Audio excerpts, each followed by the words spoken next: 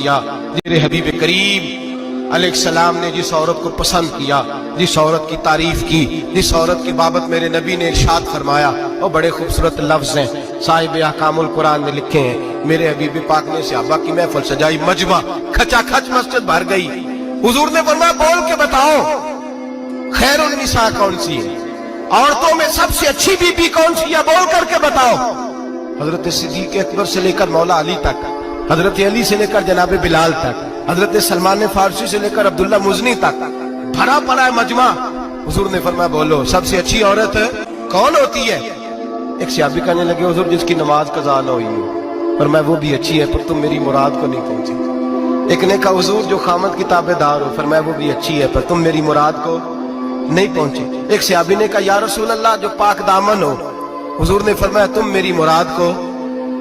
حضرت علی فرماتے ہیں جب سب کے جواب غلط ہو گئے تو میں قد میرا چھوٹا تھا، میں پیچھے بیٹھا تھا، میں گردن جھکا کے پیچھے سے نکل گیا. سیدہ طیبہ طاہرہ حضرت فاطمہ الزہرا رضی اللہ تعالی فرماتے ہیں بی بی صاحب کے پاس پہنچا. میں نے کہا فاطمہ حضور نے سوال کیا ہے. تو حضرت فاطمہ بھی گویا مسکرا کے کہنے لگی علم کے شہر کے دروازے تو آپ ہی ہیں، تو آپ یہاں آ گئے.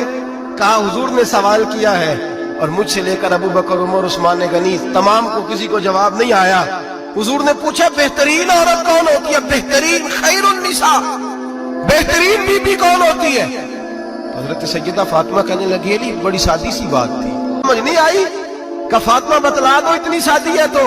حضرت فاطمہ کہنے لگی سب سے بہترین عورت وہ ہوتی ہے نہ کبھی غیر محرم نے وہ بی بی دیکھی ہو.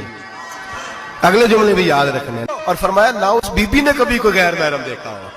صرف مرد پہ پابندی نہیں کہ وہ عورت نہ دیکھے، فرمایا عورت پہ بھی پابندی ہے کہ وہ بھی غیر محرم کا چہرہ نہ دیکھے. فرمایا بی بی نے بھی غیر محرم نہ دیکھا ہو، وہ خیر النساء ہے، وہ سب سے اعلیٰ. حضرت علی کہتے میں جھٹ سے آیا، پیچھے بیٹھا، بات ابھی جاری تھی، میں نے ہاتھ کھڑا کر دیا. میں نے کہا حضور میں بتاؤں؟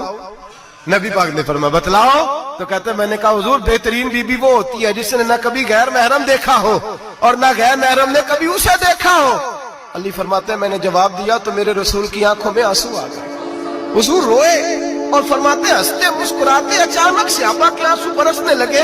مجمع پہ کیف سا طاری ہو گیا، آنکھیں برسنے لگی.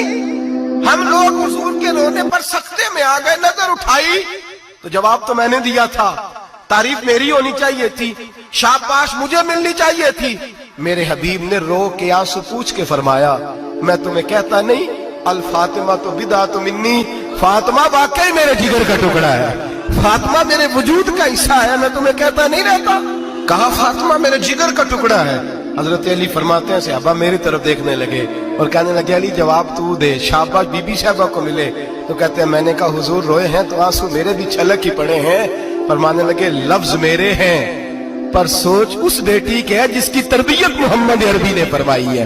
فرمایا جملے میرے ہیں میں بیان کر رہا ہوں لیکن پیچھے سوچ اس نور والی بیٹی کی ہے جس کو اپنے گھر کے اندر رہ کے آنگن میں رکھ کے رسول پاک نے پرورش فرمائی.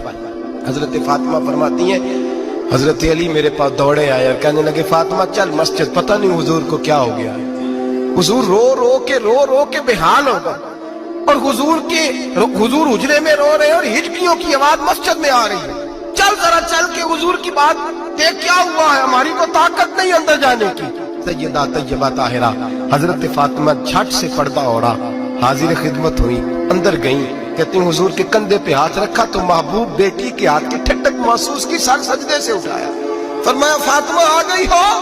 حضور آئی. فرمایا چل بیٹی تو بھی ہاتھ اٹھا اور میری امت کی بیٹیوں کے لیے دعا مانگ. چل تو بھی ہاتھ اٹھا میری امت کی بہنوں ماؤں کے لیے دعا مانگ. محبوبہ کیا ہوا؟ میرے حبیب نے فرمایا رات مجھے دکھایا گیا ہے دوزخ میں کچھ بیبیاں ہیں، ان کے بال فرشتوں نے باندھے ہوئے ہیں اور انہیں گرز مار رہے ہیں، وہ چیختی چلاتی ہیں اور مدد کے لیے پکارتی ہیں، بڑی تکلیف میں ہیں. تو بی بی صاحب عرض کرتے ہیں یا رسول اللہ ان کی غلطی کیا ہے؟ تو میرے نبی نے فرمایا وہ باریک دوپٹہ اوڑھتی تھی، وہ باریک دوپٹہ اوڑھتی تھی، ان کے بال چمکتے تھے، غیر محرموں کی نظر پڑتی تھی، انہیں دوزخ میں سزا ملے گی، وہ چلائیں گی چیخیں گی، ان کی مدد کو کوئی نہیں پہنچے گا. چل تو ہاتھ اٹھا دعا مانگ. حضرت فاطمہ امت کو پیغام دیتی ہیں پردہ اوڑھ دو، حجاب میں آ جاؤ، اپنے آپ کو رسول اللہ کی بارگاہ میں جھکا دو،